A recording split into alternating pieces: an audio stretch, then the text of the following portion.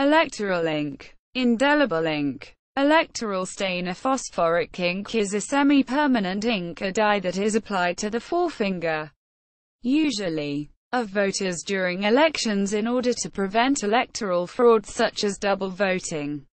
It is an effective method for countries where identification documents for citizens are not always standardized or institutionalized. History. During the first election in India, the Election Commission faced one of their biggest issues: identification theft. To protect people from casting their vote twice, they reached out to the NPL, National Physical Laboratory of India, a team of scientists led by Dr. M.L. Goel FCS, Fallows Chemical Society, London, to make an ink to protect the interest of Indian population. The Indian government started the use of indelible ink during the third election and since then has used the same products till today. The Indian government also exports ink to many developing countries for their elections. The most common election ink used worldwide was invented by Filiberto Vázquez de Villa, a Mexican biochemical engineer. Application. Electoral stain is used as an effective security feature to prevent double voting in elections. Ink is normally applied to the left-hand index finger, especially to the cuticle where it is almost impossible to remove quickly.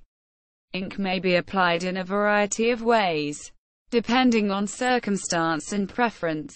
The most common methods are via dipping bottles with sponge inserts, bottles with airbrush applicators, spray bottles, and marker pens. With all methods, the finger should be left to dry for 15 to 30 seconds and exposed to light before being cleaned to ensure the mark remains visible for the desired length of time. Composition. Electoral stain typically contains a pigment for instant recognition, a silver nitrate which stains the skin on exposure to ultraviolet light, leaving a mark that is impossible to wash off and is only removed as external skin cells are replaced. Industry-standard electoral inks contain 10%, 14% or 18% silver nitrate solution, depending on the length of time the mark is required to be visible. Although normally water-based, electoral stains occasionally contain a solvent such as alcohol to allow for faster drying, especially when used with dipping bottles, which may also contain a biocide to ensure bacteria aren't transferred from voter to voter. Longevity. Election stain typically stays on skin for 72 to 96 hours, lasting 2 to 4 weeks on the fingernail and cuticle area. The election ink used in India puts a permanent mark on the cuticle area which disappears only with the growth of new nail. It can take up to 4 months for the stain to be replaced completely by new nail growth. Stain with concentrations of silver nitrate higher than 18% have been found to have no effect on stain longevity, as even with stronger solutions, silver nitrate doesn't have a photosensitive reaction on live skin cells. This means that the stain will wear off as new skin grows. Silver nitrate is an irritant and frequently harmful at 25% solution and above, even being used as an effective, if painful, cauterizing agent in the treatment of rhinitis at that concentration. At 25%, the silver nitrate content will also start to precipitate depending on conditions, forming fine crystals which can also be irritating on skin and reducing the active dissolved silver nitrate back to as low as 18%.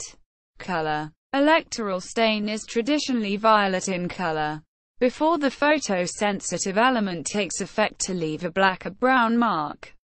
However, for the Surinamese legislative election, 2005, orange replaced violet as the color for marking the voters' fingers, as it was found to last just as long and be more appealing to voters, as it resembled the national colors.